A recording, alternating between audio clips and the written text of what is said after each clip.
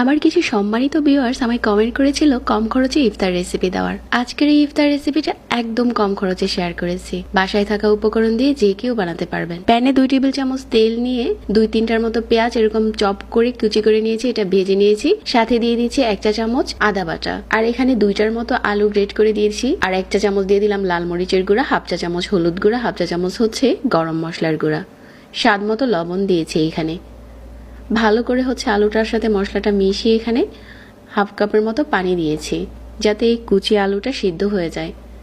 ঢাকনা দিয়ে ঢেকে আলুটা সিদ্ধ হয়ে গেছে, আর কিছুটা যখন পানি পানি রয়ে গেছে ওই পর্যায়ে 1/2 কাপের মতো সুজি দিয়ে দিচ্ছি। ভালো করে নেড়েচেড়ে মিশিয়ে নিচ্ছি।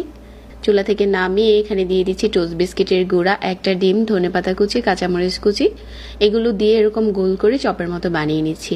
এখন আপনি চাইলে এটা কাবাবের মতো শেপ দিতে পারেন, আবার চাইলে ডোনাটের মতো দিতে পারেন। এখন শুধু বেডগ্রামে গড়িয়ে ডিমে গড়িয়ে ভেজে নিলেই হয়ে যাবে। এর চাইতে কম খরচে আর কোনো ইফতার রেসিপি হতে পারে না। একদম বাসায় থাকা উপকরণ দিয়ে আজকে এটা বানাতে পারবেন। আর অনেক বেশি ক্রিস্পি হয়েছিল এটা খেতে, আর দারুণ টেস্টি হয়েছিল। রেসিপি ভালো লাগলে পেজ ফলো করতে ভুলবেন না।